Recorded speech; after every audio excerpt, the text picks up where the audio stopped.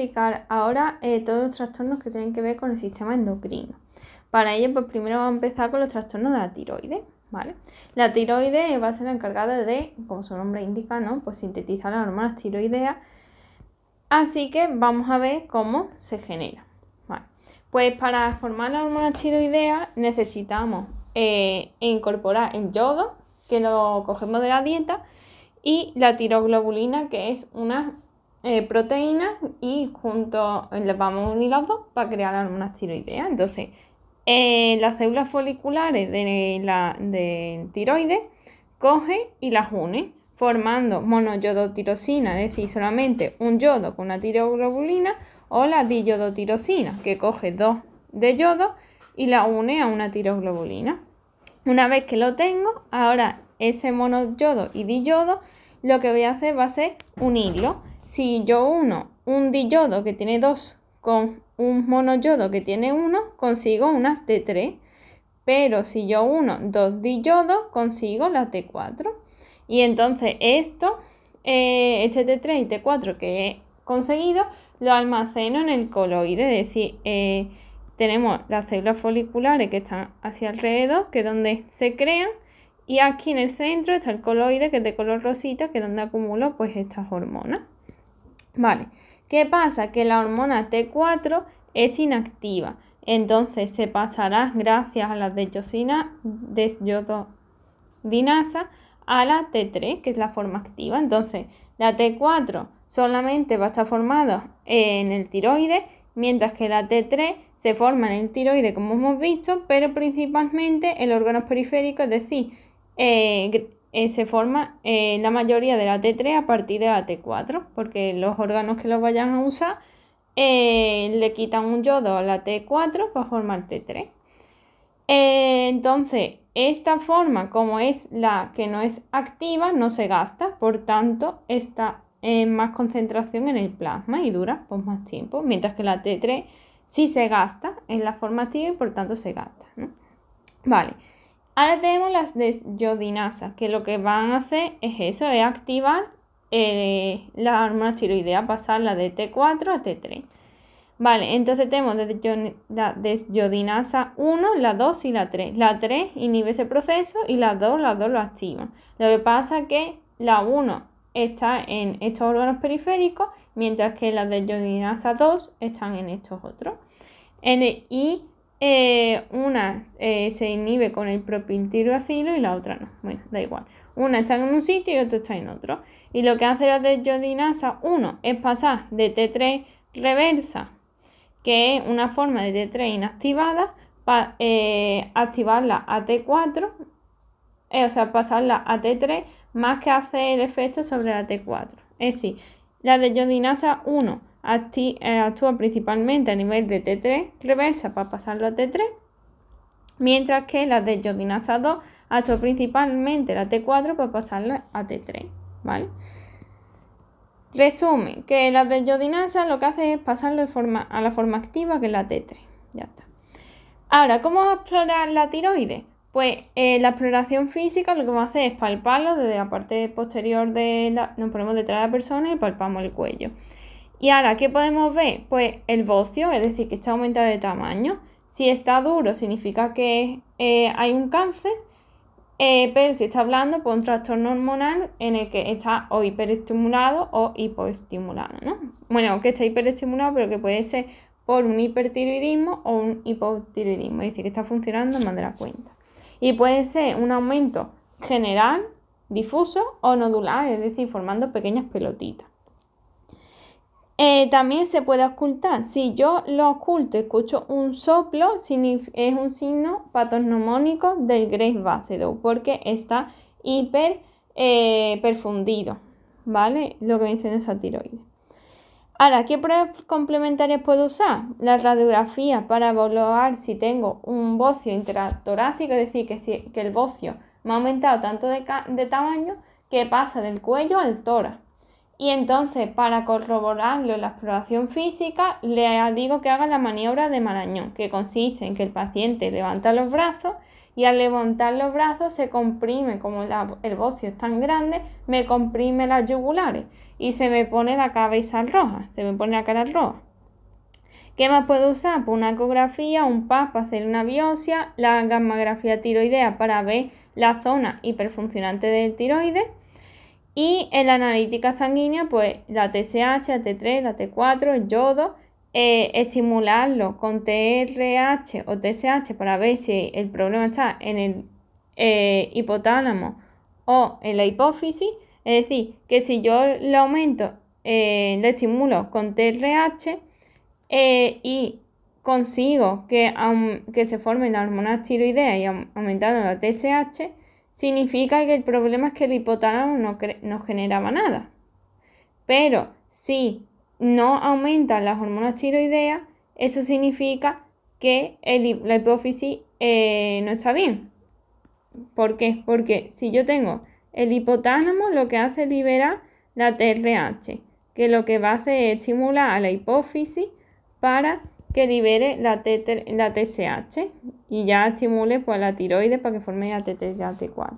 Por tanto, si el problema está en el hipotiroidismo, lo que pasa es que no se forma esto. Por lo tanto, si yo lo administro de forma exógena, esa TRH, pues la hipófisis sí liberará la TSH y entonces al final pues se formará la T3 y la T4 en la tiroides. Pero si el problema no es en el hipotálamo, la TRH sí se está liberando y aunque yo se lo administre de forma exógena, como en la hipófisis la que no funciona, no se libera la TSH y si no se libera la TSH no hay aumento de T3 ni T4, ¿vale? Bueno, ya está. Y la RAIU básicamente es que yo le administro yodo radiactivo y su función es ver otra vez esas zonas de hiperfuncionantes, como la gammagrafía tiroidea, ¿vale? Muy bien, pues ahora tenemos la tiroides. Como hemos dicho, el bocio ¿qué es? Un aumento de tamaño. ¿Por qué puede estar aumentado de tamaño? Pues por un tumor, por una tiroiditis, es decir, un aumento de la función del tiroides, como la tiroiditis Hashimoto, Guervain, la silente, etc. O porque está hiperestimulado, bien por un hipotiroidismo o por un hipertiroidismo. Uno de los casos de hipertiroidismo, pues la enfermedad de Graves-Basedow, en la que se forma un anticuerpo que estimula al receptor de la tiroides, haciendo que la tiroides actúe más de la cuenta.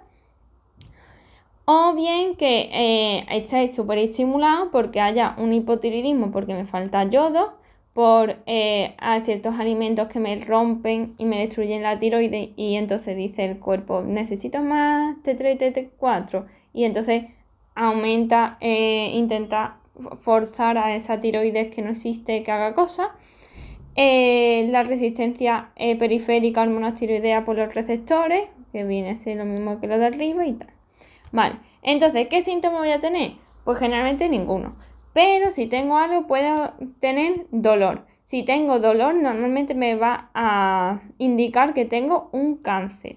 Pero también puede ser que se esté dando lugar a una lesión aguda, como en la tiroiditis de Guervain, en el que pues, se produce una destrucción del tiroides de forma brusca, o porque, como se me está destruyendo, se me está formando dentro del nódulo que habíamos dicho que era donde se acumulaba el T3 y la T4, que se me rompe un vaso sanguíneo y en vez de almacenarse solamente esa T3 y T4, también se llena de sangre. Entonces, como aumenta el tamaño de forma aguda y brusca, pues me duele.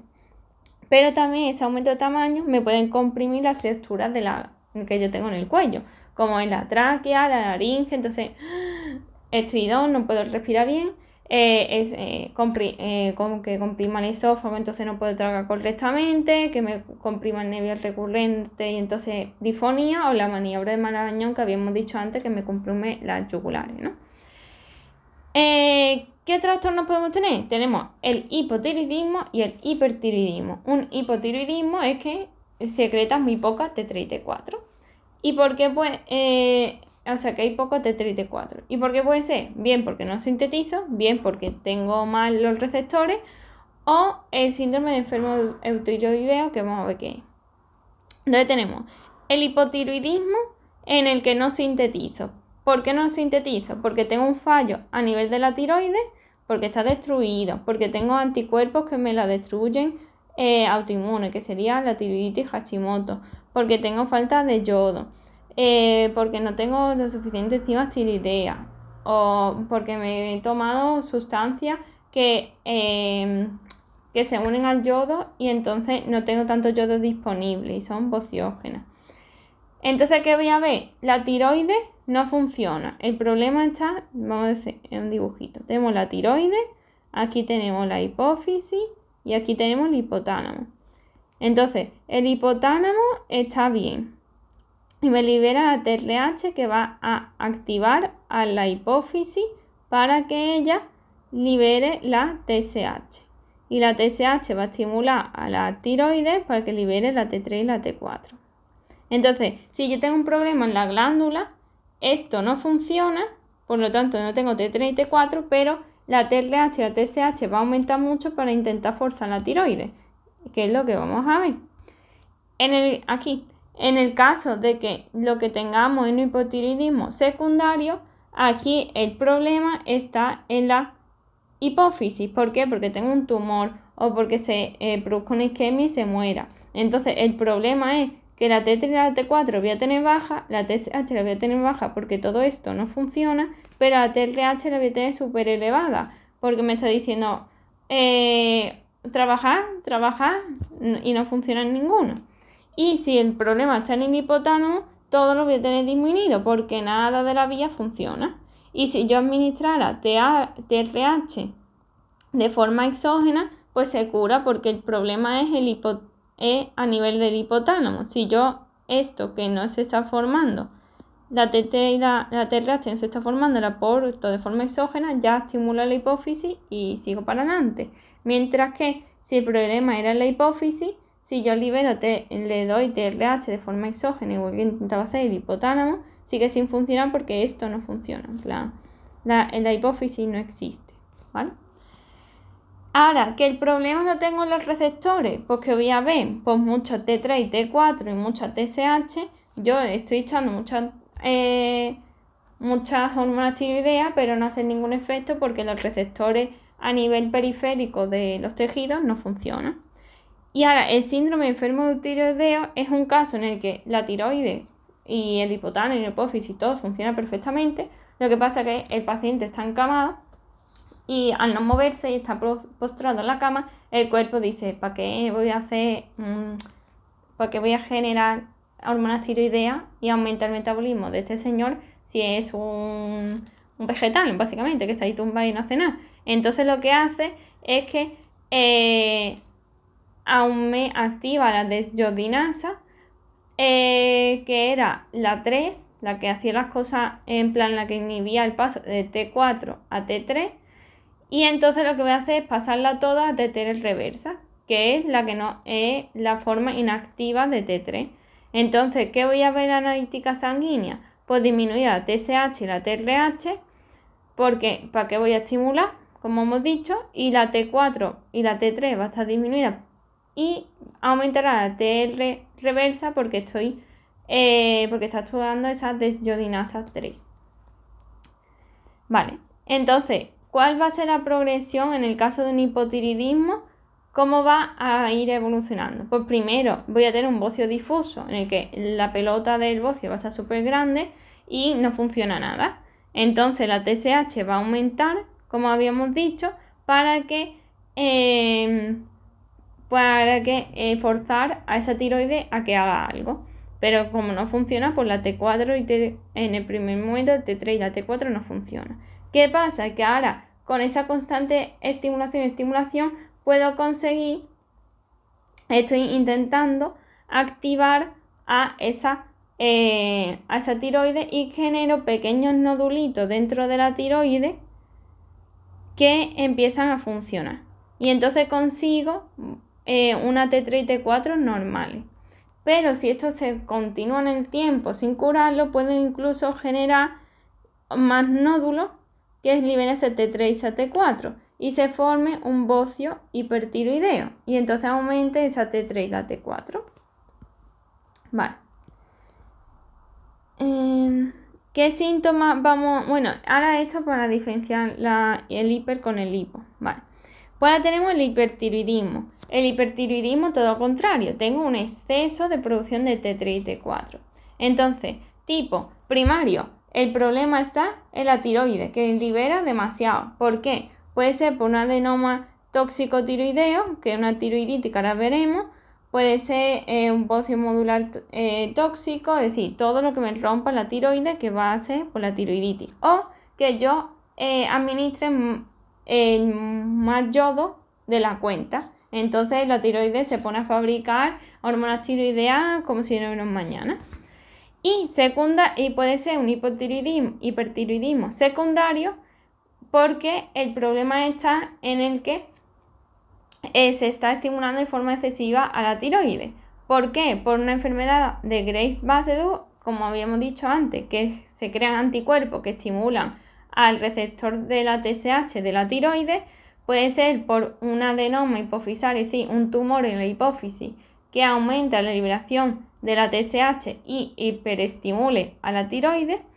O puede ser un hipertiroidismo transitorio de embarazo, que como necesitamos, porque estamos creando otro individuo, más energía, pues tu cuerpo fuerza a la tiroides a aumentar su metabolismo.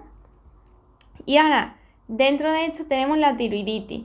Ojo, cuidado, ¿por qué? Porque la tiroiditis lo que va a pasar es que nuestra glándula tiroides, ¿vale? La tenemos aquí, perfecta. Y ahora lo que va a ocurrir es que se destruye. Entonces el contenido de ese coloide sale para afuera. Y entonces se da un hipertiroidismo aumentando la T3 y 4 muchísimo en un pico de forma puntual. Pero después, como se me ha destruido el tiroides, bajo a un hipotiroidismo. Es decir, la tiroiditis primero tiene una fase de hipertiroidismo porque he roto la célula y se me libera esa T3 y T4 a la sangre, causando un hipertiroidismo. Y después, como tengo la tiroides destruida y no me queda ninguna célula folicular ni nadie que me cree en las hormonas tiroideas, pues cursa con hipotiroidismo. ¿Vale? Y ya está.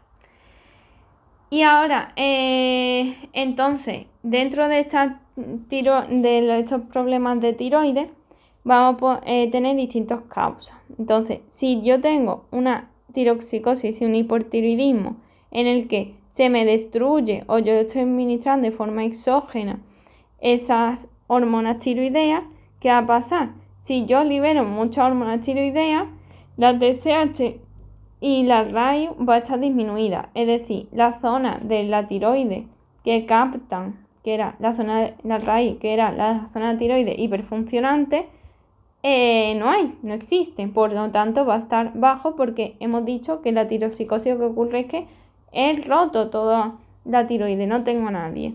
Y como tengo ya un exceso de T3 y T4, la TSH bajará, porque no quiero hiperestimular la tiroides porque ya tengo suficiente hormonas tiroideas. ¿Qué pasa en hipertiroidismo primario? En el que tengo un tumor en la tiroides que produce de forma exagerada independientemente de lo que le diga la TSH, T3 y T4. Sí, siempre está productiva liberando cosas. Pues la T3 y la T4 la tendré activada, la TSH la tendré baja y la RAID va a estar baja en nivel general y aquí estará aumentada. Veremos ahí el pico. Y en el bocio nodular tóxico, pues básicamente que es lo mismo, pues igual. ¿Y ahora qué va a pasar? En el hipertiroidismo secundario. En el secundario recordemos que había una activación exógena de lo que viene siendo la tiroides. Entonces lo que va a pasar es que esta va a liberar mucha T3 y mucha T4. Mucho. Entonces lo vamos a ver aumentada. ¿Qué va a pasar? Que la TSH va a estar disminuida porque yo tengo excesiva cantidad. Excepto en el hipertiroidismo hipofisario, es decir, que yo tenga un adenoma, es decir, que yo tenga aquí un tumor en la hipófisis. Entonces estará aumentada. En el resto, como es activada de forma ectópica, es decir, exógena, fuera de la tiroides, se genera ese TSH, la tiroides o sea, la hipófisis va a decir, yo no estoy produciendo la TSH, ya hay demasiado, entonces va a estar baja. Y entonces a nivel de la tiroides va a estar aumentada esas pequeñas celulitas foliculares y entonces vamos a ver la raíz aumentada. Vale. Total, que para diferenciar uno de otro, pues el hipertiroidismo es un aumento del metabolismo y el hipotiroidismo una disminución. Por tanto, si me aumenta el metabolismo, pues perderé peso porque gasto más energía, tendré intolerancia al calor porque genero mucho calor de mí misma, sudo, estoy nerviosa, pues pierdo masa ósea porque está todo súper fuerte y entonces destruyo el músculo, voy a tener hipertrofia muscular, voy a tener una hiperglucemia puntual porque necesito mucha energía, disminuye el colesterol porque estoy gastando toda la grasa que tengo, disminuye el colesterol triglicéridos. Como tengo mucha glucemia, parte de ella me pasa a la orina y entonces se me va por la orina y entonces bebo mucho y sudo mucho, hiperhidrosis y sudo mucho, como habíamos dicho antes. Voy a estar nervioso, los reflejos tendinosos va a estar aumentado, es decir, todo va a estar súper exagerado. Y en el hipotiroidismo va a pasar todo lo contrario. Pues voy a tener baja la tensión arterial, voy a aumentar de peso, voy a tener siempre mucho frío, se me va a caer el pelo, se me va a acumular, no se me van las cosas por la orina y se me va a acumular líquido, entonces va a aparecer mixedema, que esto es muy importante, mixedema, es decir, que se me hincha todo el cuerpo presionando los nervios y disminuyendo la movilidad de las articulaciones. Y una cosa importante, si este hipotiroidismo tiene lugar cuando nacemos, en los recién nacidos, pueden producir cretinismo, que básicamente va a provocar al bebé retraso mental y que no crezca. Entonces eso es muy importante prevenirlo con la prueba del talón, en el que pues yo al bebecillo lo que le hago es una prueba en el que le pincho en el talón y le cojo una gotita de sangre y con la gotita de sangre veo trastornos metabólicos, entre ellos pues este hipotiroidismo congénito que me puede desarrollar en un cretinismo. Vale. Pues ahora vamos a explicar los trastornos de la glándula suprarrenal. La glándula suprarrenal pues son dos glandulitas que tenemos encima del riñón, ¿no? Y va a tener dos partes. Tenemos la corteza y la médula. Dentro de la corteza tenemos la corteza glomerulosa, la fascicular y la reticular. Cada una va a generar una serie de hormonas diferentes. La glomerulosa va a liberar los mineralocorticoides como la aldosterona, que regula pues la cantidad de agua, absorbiendo agua y sodio y excretando potasio por la orina. Y después tenemos la fascicular. Bueno, esta va a estar, la de la glomerulosa va a estar activada principalmente por el sistema renina-angiotensina-aldosterona, muy importante, mientras que el resto de las partes de la corteza va a estar controlada por la ACTH. ¿Y cuáles son esas otras partes?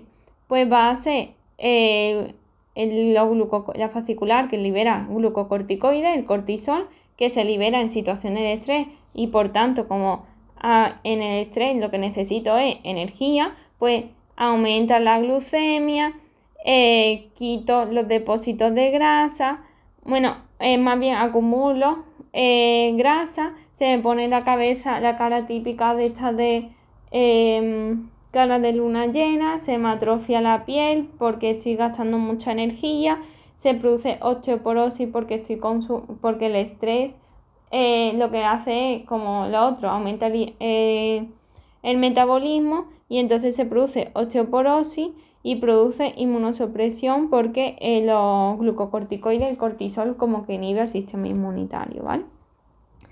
Y por el otro lado tenemos el reticular, que la corteza reticular lo que va a liberar la dihidroandostendiona, que básicamente es como si fuera testosterona. Entonces su función va a ser virilizar al hombre. y ya está, ¿no? Pues crecimiento del vello, el pubis y a la mujer también, ¿no? Si se libera. Entonces es virilizar. Y va a estar regulada también por la CTH. Y ahora, ¿qué tenemos? Tenemos otra parte, que es la parte más interna de lo que viene siendo esa glándula tiroidea, esas glándulas suprarrenales, que va a ser la médula. Y en la médula se va a liberar las catecolaminas, la adrenalina y la noradrenalina, que se va a liberar en situaciones de estrés, como es una hipoglucemia, una hipovolemia, porque tenga una infección, un traumatismo o porque yo esté en una situación estresante. Y lo que va a hacer es lo mismo que el otro, va a aumentar el metabolismo y va a provocar lo mismo, aumento de frecuencia cardíaca, respiratoria, sudar, de hiperglucemia, etc. ¿Cómo vamos a hacer para distinguir si tengo un problema en la corteza o en la médula? Lo que usamos es una serie de sustancias marcadas para ver qué zonas de las glandulitas como que se me encienden. Entonces, si yo administro colesterol, como es la sustancia que necesita en la corteza para generar estas hormonas, pues se me marcará lo que viene siendo la corteza. Mientras que si utilizo la metayodo beciguanidina, es decir, yodo, o la dopamina, estas dos sustancias son utilizadas por la médula. Entonces, si yo libero esto, se administro esto al paciente y en la radiografía la veo como está marcada, las veo presentes, significa que me está indicando dónde está la médula. Mientras que si yo administro el colesterol, pues veo dónde está la corteza, ¿vale? Y ya está. Vale, entonces, la insuficiencia suprarrenal. Vamos a tener insuficiencia suprarrenal primaria y secundaria. Primaria significa el daño está dentro de lo que viene siendo las glándulas suprarrenales. Si hay un daño a nivel de las glándulas suprarrenales, todas van a estar afectadas. Tanto los mineralocorticoides, como los glucocorticoides, como la dihidroandostendiona.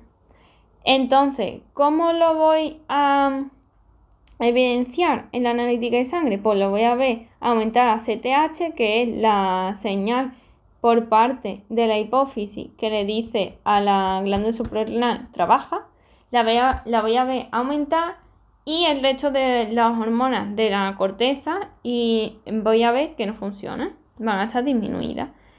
Y esto se puede también corroborar pues administrando ACTH y vemos que no funciona, que sigue sin aumentarse esta hormona tiroidea, ni el cortisol, ni la aldosterona, ni la dihidroandostendiona. Esta insuficiencia suprarrenal puede ser aguda o crónica. Si es aguda se denomina crisis addisoniana y si es crónica se denomina enfermedad de Addison. En la crisis addisoniana lo que pasa es que no se libera, como hemos dicho, glucocorticoides ni mineralocorticoides de forma puntual y súper brusca. Entonces lo que me va a producir es una hipotensión súper marcada. Y entonces voy a entrar en shock, a la vez de que los mineralocorticoides, la aldosterona, no funciona, entonces no excreto protones ni potasio y se me acumula. Entonces se va a producir una acidosis hiperpotasémica. Y todo esto, al entrar en shock, es una situación de urgencia médica y hay que tratarla corriendo, administrando hidrocortisona.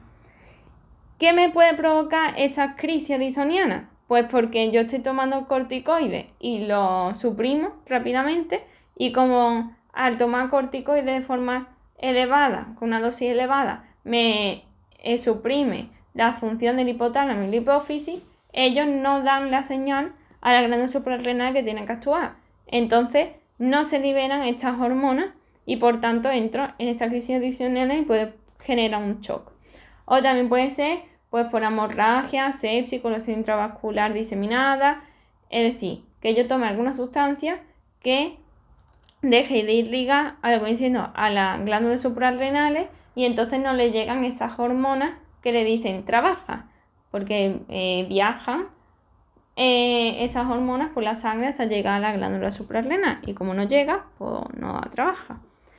¿Qué otros trastornos puedo tener? Y básicamente esto también pues, me puede producir isquemia de las glándulas suprarrenales y se me mueren, ¿no? Porque no les llega sangre. ¿Qué otro tipo tenemos? Pues la crónica, que es la enfermedad de Addison. Este es un trastorno, puede ser causada por un trastorno autoinmune en el que me falta la 21-hidroxilasa, que es una de las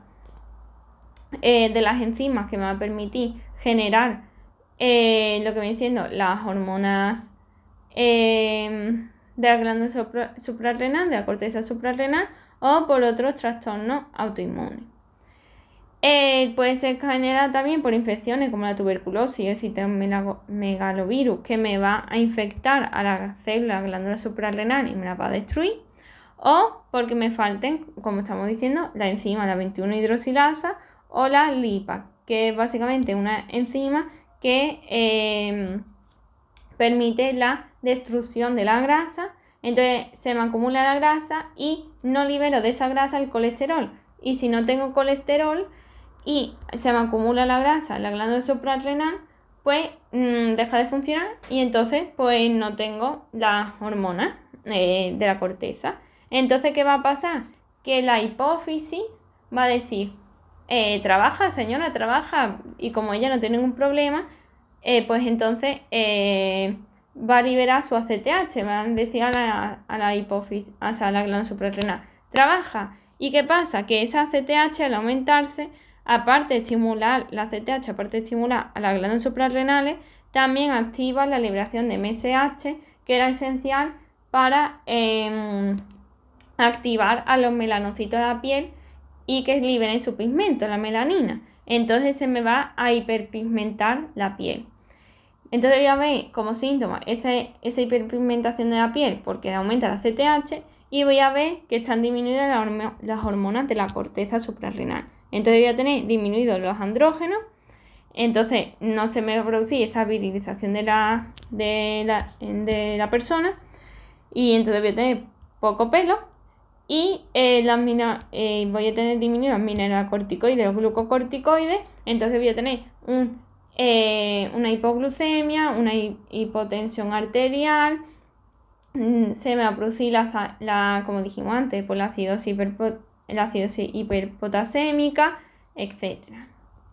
Vale, y ahora tenemos la insuficiencia suprarrenal secundaria y terciaria. Aquí el problema es que la corteza no funciona, pero porque el problema está en la hipófisis o en lo que viene siendo el hipotálamo. Entonces llega la activación de la ACTH, no llega. Entonces la ACTH controlaba, si recordamos, solamente a los mineralocorticoides, no, solamente a los glucocorticoides, a los glucocorticoides y a los andrógenos. Mientras que a la glomerulosa, es decir, a los mineralocorticoides los regulaba el sistema renina-angiotensina-aldosterona. Entonces, en la secundaria y la terciaria no llega ACTH, pero sí llega el sistema renina-angiotensina-aldosterona, que libera el riñón, porque el riñón no tiene ningún problema. Entonces vamos a ver que no libera ni cortisol ni andrógeno, pero sí aldosterona. Entonces no se va a producir esos trastornos que habíamos visto de hipotensión y de acidosis hiperpotasémica. Vale. Entonces, ¿qué puede producir eso? Por la suspensión brusca de los corticoides, como ya hemos dicho antes, por la necrosis por parto, en el que hay un trastorno en el que después del parto se puede destruir lo que viene siendo la hipófisis, y entonces no pueda activar a las glándulas suprarrenales, pero también como está destruida la hipófisis, pues se van a ver alterados todo el resto de hormonas de la hipófisis, tanto la hormona de crecimiento, que la hormona de la TSH que me activaba las hormonas tiroideas, etcétera, ¿no? Entonces, para diferenciar si es una insuficiencia suprarrenal secundaria o terciaria, miro qué es lo que están disminuidos. Si está disminuida la CRH, significa que el problema está en el hipotálamo. Y si está disminuida la ACTH, el problema está en la hipófisis, porque básicamente aquí el mecanismo es, aquí tenemos aquí está el hipotálamo libera la TRH, que más estimula a la hipófisis para que libere la ACTH, y la ACTH estimula a la glándula suprarrenal para que libere pues las hormonas de la corteza, los glucocorticoides y la dihidroandiostendiona esta. Vale. Entonces, ¿qué síntomas vamos a tener? Pues lo mismo que el otro, excepto que como no se libera la ACTH porque está destruida, no vamos a ver esa hiperpigmentación y la aldosterona sí funciona. Entonces tampoco, espera, esto estaría así. Tampoco vamos a ver esa hipotensión ni ese ácido hiperpotasémico. Y vamos a ver ese panhipopituitarismo, es decir, que no se me liberan el resto de hormonas de la tiroides, como ya estaba diciendo, pues la hormona de crecimiento, no se libera la hormona de crecimiento, ni se libera tampoco las hormonas sexuales, hipogonadismo, el hipotiroidismo, la falta de la corteza suprarrenal, que hemos dicho que era la otra parte de andrógeno, y los corticoides, etc. Entonces, el diagnóstico, pues hago el test de ACRH para ver si la lesión está en el hipotálamo y la hipófisis. Como hemos dicho, si la lesión está en el hipotálamo, significa que la hipófisis funciona. Y como habíamos dicho antes, la ACRH estimula la hipófisis y entonces la hipófisis podría formar la ACTH y no habría problema. Pero si la lesión está en la hipófisis no funciona. Y aunque yo le dé el estímulo de trabaja, como esta no existe, pues no pueden liberar la ACTH. Después tenemos la metilirapona, que básicamente inhibe la 11-hidroxilasa, que era otra de las enzimas, junto con la 21-hidroxilasa, esencial para sintetizar, pues básicamente las hormonas de la corteza suprarrenal. Entonces, inhibo a la síntesis de colesterol y por tanto debería aumentar la CTH porque diría el cuerpo, me falta corticoide, créamelo. Entonces aumentaría la CTH. ¿Qué pasa? Que si la lesión está en la hipófisis y en el hipotálamo, no se vería ese aumento de CTH. Pero si estuviera en la primaria, pues sí que veríamos ese aumento, porque el problema no es, porque la hipófisis y el hipotálamo sí que funcionan. Y también podemos hacer el test de la hipoglucemia insulínica, es decir, yo le administro demasiada insulina, entonces se me baja mucho la glucosa. ¿Qué pasa? Que el que yo tenga la glucosa baja es una situación de estrés. Y entonces lo que haría sería, lo normal es que se estimulara con la ACTH a la glándula suprarrenal para que libere los corticoides y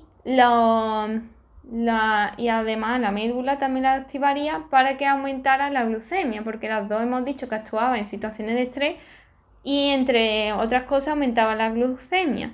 ¿Qué pasa?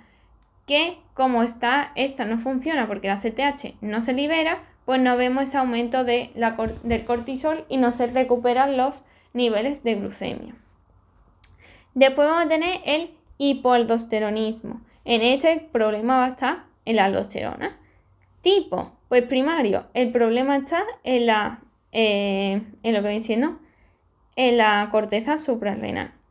Entonces las causas, pues que tenga poca enzima que me genera la aldosterona, como es la aldosterona sintetasa y la 21-hidroxilasa, la heparina, porque es un anticoagulante, pero que es nefrotóxico y me puede destruir al riñón, o porque yo le esté administrando al paciente ARA2, que son unas sustancias, unos fármacos que nosotros damos que lo que inhibe es a la angiotensina, que inhibe los receptores de aldosterona. Entonces, como están ocupados los receptores de aldosterona, pues cuando yo libero la aldosterona, pues no se puede unir porque están ocupados ya.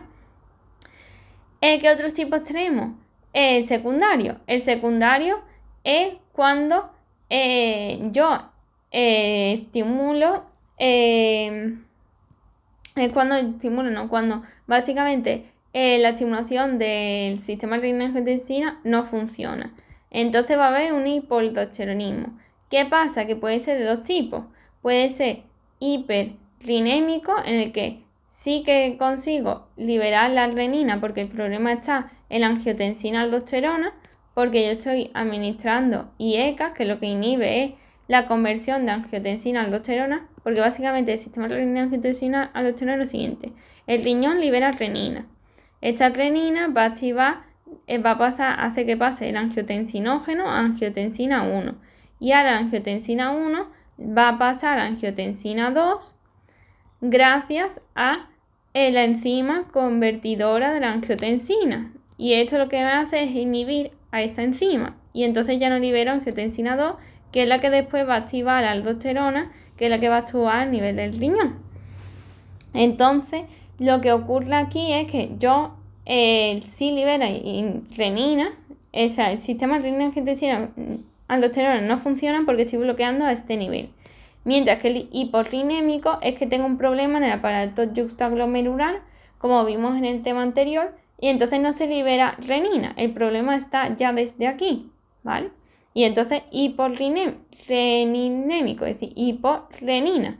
Hiporrenina porque está aquí. Hiperrenina aquí sí funciona, el problema es que he cortado el paso a este nivel. Vale.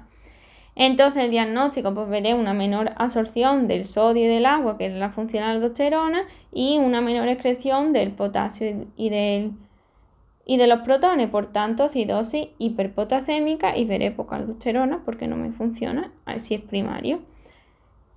Y ahora, el test de la furosemida y de ambulación es que la furosemida es un fármaco que lo que aumenta es la diuresis, entonces provoco una hipovolemia en el paciente. Lo normal es que se me estimulara la aldosterona, o sea que se me activara la renina para aumentar la aldosterona y volver a reabsorber lo que viene siendo el agua. Entonces, ¿qué ocurre? Que si la renina aumenta, significa que el problema está en la glándula, porque el riñón sí que capta esa hipovolemia con la mácula densa y con el aparato yuxtaglomerular. Intenta dar la señal a la glándula para decirle: genera aldosterona, que nos estamos cayendo y necesitamos agua. Pero si no se ve aumentada, significa que el problema está en el riñón y no en la glándula. Y entonces diría un hipoaldosteronismo secundario. Vale, ahora tenemos el síndrome de Cushing.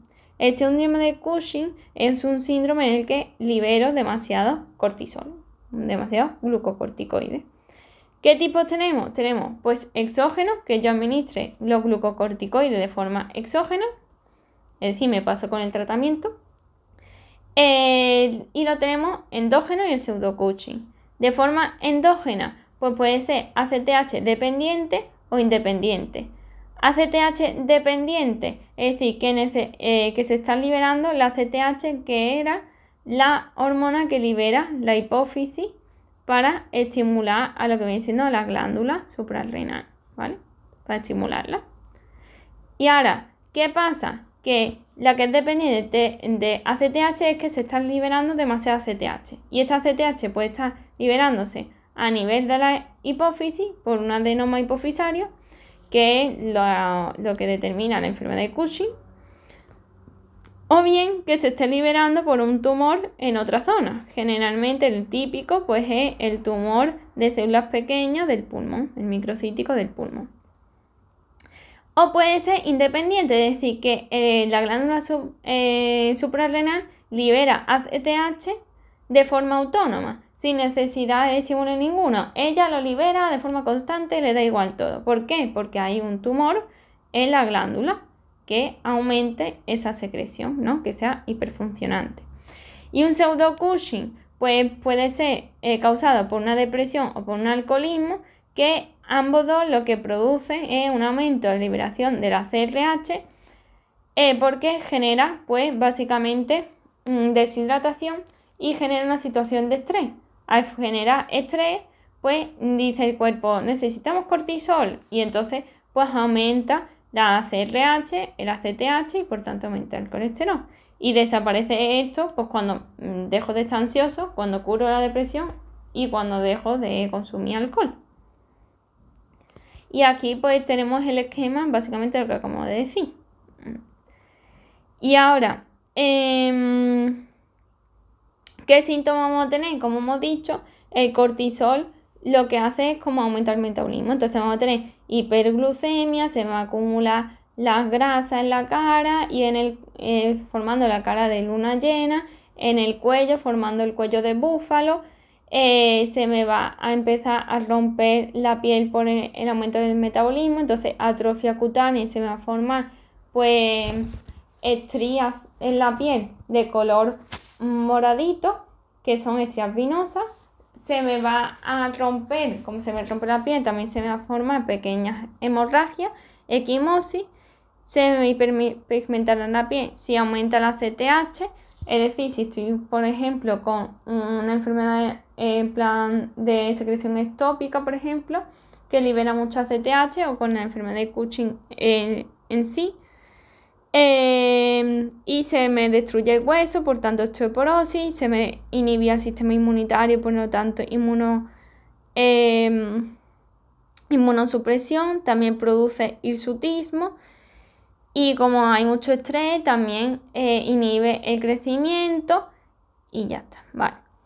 ¿Qué pruebas diagnósticas vamos a tener? Pues básicamente vamos a medir el cortisol en la orina, la CTH para ver si es dependiente de ACTH o no, y el test de desametasona y CRH para ver dónde está la lesión, si está a nivel primario o secundario.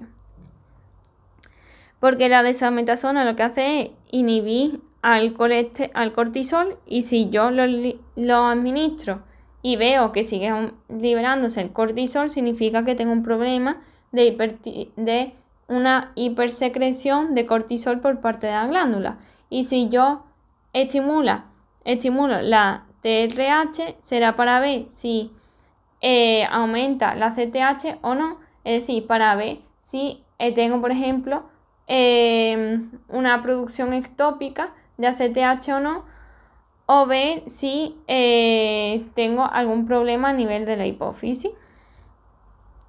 Vale, ¿qué otras pruebas diagnósticas tenemos? Pues para detectar tenemos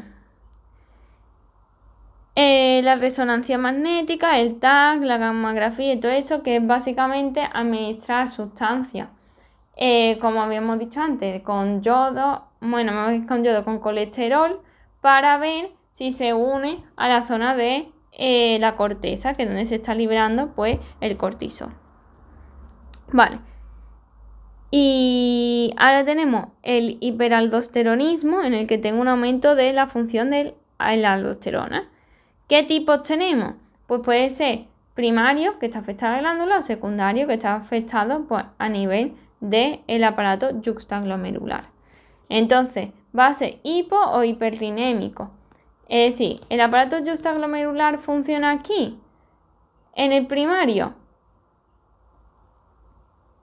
Como es un hiperaldosteronismo, aumenta la función. Entonces, en este caso, en el secundario va a ser hiper porque aumenta la aldosterona, porque el aparato yuxtaglomerular está activada de forma exagerada. Hay un tumor que básicamente hace que aumente la secreción de renina y aumenta la aldosterona. Entonces va a ser hiperrinémico. Mientras que en el primario es la propia glándula suprarrenal la que está liberando constantemente esa aldosterona. Entonces el aparato yuxtaglomerular va a decir para allá. Entonces va a disminuir la renina, le va a disminuir la orden, y decir, no te estoy ordenando que hagas nada. ¿Qué va a provocar el primario? Pues básicamente un tumor, el adenoma, que es denominada enfermedad de Cohn. Entonces aquí voy a ver aumentar la aldosterona y bajar la renina, mientras que en el secundario el problema es que el riñón está loco y hace que libere mucha renina, le manda la orden de forma constante. Entonces voy a ver aumentar la renina y la aldosterona. Y entonces, ¿qué pruebas puedo hacer para confirmarlo? pues le administro, o sea, le quito, voy a inhibir la aldosterona aumentando la volemia. Si aumento la volemia, recordemos que el riñón dice, vale, ya tengo suficiente agua, no vamos a resolver más. Y entonces inhibe a la aldosterona para que no reabsorba más agua. Entonces, si el problema es primario, es decir, la glándula en la que está hiperactivando va a ser negativo. ¿Por qué? Porque la glándula se la suda un huevo lo que le diga el riñón, que es la señal de la renina. Entonces va a seguirse liberando la aldosterona, es decir, no se va a suprimir.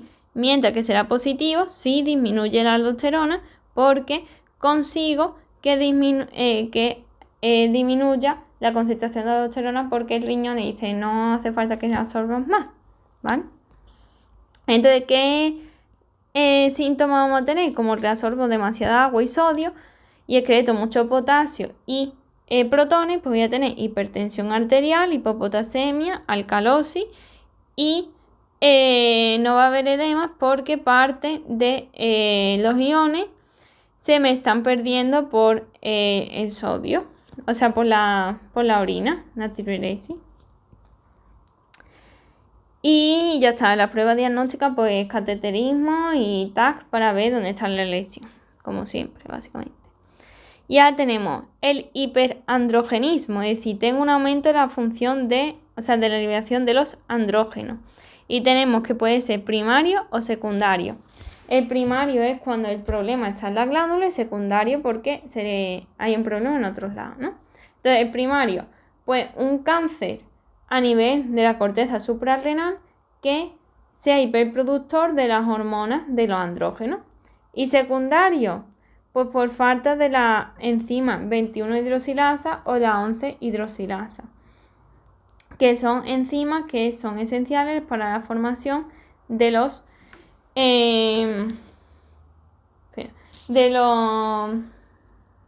hormonas de la corteza. Entonces, si me falta, no se va a sintetizar ni la aldosterona. Si me falta 21-hidroxilasa, que es una enzima que va antes de la 11, no se libera ni la aldosterona, ni el cortisol, ni la DOCA, ni nada, ni la aldosterona, ni nadie. Entonces, ¿qué va a pasar? Pues que se va a producir, no se libera aldosterona, por tanto, no se reabsorbe ni agua, ni sodio, ni se excreta protones, ni potasio. Entonces, ¿qué va a pasar? Pues que se va a producir esa hipovolemia y acidosis hiperpotasémica, como vimos anteriormente, porque no tengo aldosterona. Entonces, ¿qué va a pasar? Que se va a hiperestimular lo que viene siendo la actividad de la ACTH y la renina. ¿Qué pasa? Que la ACTH me va a activar a la liberación de los andrógenos, porque la ACTH y la renina lo que están intentando es activar a la aldosterona, que es la que no funciona porque no funciona la 21-hidroxilasa. Pero lo que sí funciona es los andrógenos, que era la única, que es la otra hormona que sí que funciona. Entonces se están generando de forma constante. Y en este caso hay hipovolemia porque no se libera la DOCA ni la aldosterona, que tiene una función pues de absorber agua y de provocar vasoconstricción. Pero si lo que me falta es la 11-hidroxilasa, sí que se libera DOCA, por tanto sí que me produce hipertensión arterial, ¿vale? Entonces, los síntomas de un hiperandrogenismo en una mujer, pues es que aumenta la liberación de dihidroepiandrostendiona, que es como si fuera testosterona, entonces se me va a viralizar. Si se da en el periodo embrionario, como al exponerse a testosterona, se generan los caracteres sexuales como más masculinos. Entonces voy a tener un fenotipo masculino, aunque la señora sea mujer genéticamente.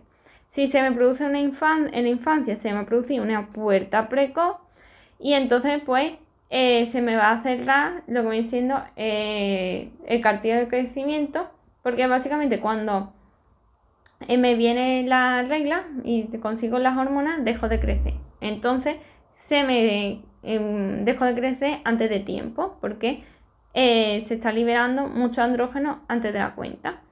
Y si se da la fase adulta, pues simplemente me pongo como si fuera un hombre. Me sale más pelo, se me aumenta de tamaño los músculos, se me pone la voz grave, etc. Pero si se da en un hombre, lo único que puede producir alguna alteración grave, pues sería a nivel de la infancia. Generando pues lo mismo que la mujer, que se me produzca, que la persona se me quede más bajita y que no se desarrolle correctamente los testículos, porque estoy estimulando a que se termine de madurar antes de tiempo de que esos testículos estén preparados, y entonces pues se me va a producir básicamente una esterilidad. ¿Y cómo lo voy a diagnosticar? Pues midiendo la concentración de ACTH. Si el hiperandrogenismo es primario, la ACTH estará disminuida, porque lo que viene siendo la glándula suprarrenal libera la hormona de dihidroepiandrostendiona de forma autónoma, de forma constante. Por lo tanto, la ACTH bajará para allá. Mientras que si el problema está a nivel de la hipófisis lo está liberando de forma constante, por lo tanto lo veré aumentada. Y ya para diferenciar si es la 21 o la 11 la enzima que está afectada, pues veré la siguiente hormona. En el caso de la 11, aumenta la DOCA y se produce esa hipertensión arterial, mientras que la 21 estará aumentada la progesterona y no veremos esa hipertensión arterial. Y ya finalmente para la glándula suprarrenal tenemos el feocromocitoma, que es básicamente un tumor a nivel de la médula suprarrenal, que es la que libera las catecolaminas. La causa, pues, es un tumor de las células cromafines y las células de la médula suprarrenal. También puede ser por otro tumor que esté fuera de la glándula, en otra parte del cuerpo, que también libere catecolamina, es decir, que sea ectópica la liberación, o puede ser por trastornos genéticos, que tenemos el MEN2, la neurofibromatosis. ¿Qué síntomas va a tener? Como tengo mucha catecolamina, es decir, adrenalina, noradrenalina, pues se van a formar las 3H, es decir, va a producirse un hipermetabolismo sin hipertiroidismo, si aumentase la T3 y la T4, porque voy a ver que está aumentado el metabolismo, pero no por la T3 y la T4, sino por esas catecolaminas. Como se aumenta el metabolismo, pues voy a tener hipertermia. Las catecolaminas producen vasoconstricción, por tanto hipertensión arterial. Como tengo aumentado el metabolismo, pues palpitaciones, cefalea, sudoración, por la vasoconstricción, pues la piel fría y pálida. Como tengo aumentado el metabolismo, pues pérdida de peso, intolerancia al calor, etc., ¿no? Igual que pasaba en el hipertiroidismo, pero los mismos síntomas, pero lo que está aumentado en este caso son las catecolaminas. Entonces el diagnóstico, pues lo que haré es un PET con la dopamina y el yodo, como ya hemos visto anteriormente, que es lo que me marca la médula suprarrenal, para ver si hay algún tumor allí, y con la analítica de sangre, que mediré el ácido vanilmandélico, la metanefrina y la normetanefrina, que son unas sustancias que se liberan junto con las catecolaminas, que son como si fueran los productos de desecho de las catecolaminas, porque por lo tanto si veo aumentada esta, significa que tengo aumentadas las catecolaminas también. Y el test de la clonidina, que lo que hace es inhibir la liberación de catecolamina por el sistema nervioso central. Por lo tanto, si yo administro la clonidina y veo que disminuye la catecolamina, significa que ese aumento de las catecolaminas era a nivel del sistema nervioso central, porque esto no inhibe al sistema nervioso autónomo, al sistema nervioso autónomo. Pero si vemos que las catecolaminas siguen elevadas, significa que esas catecolaminas se están excretando, se están liberando por otra parte del cuerpo que no es el sistema nervioso autónomo. ¿Y quién es? Pues ¿quién va a ser? Pues la médula de la glándula suprarrenal. Entonces estaríamos ante un feocromocitoma. Y vamos a parar porque nos quedan 3 partes y si no se va a hacer muy largo.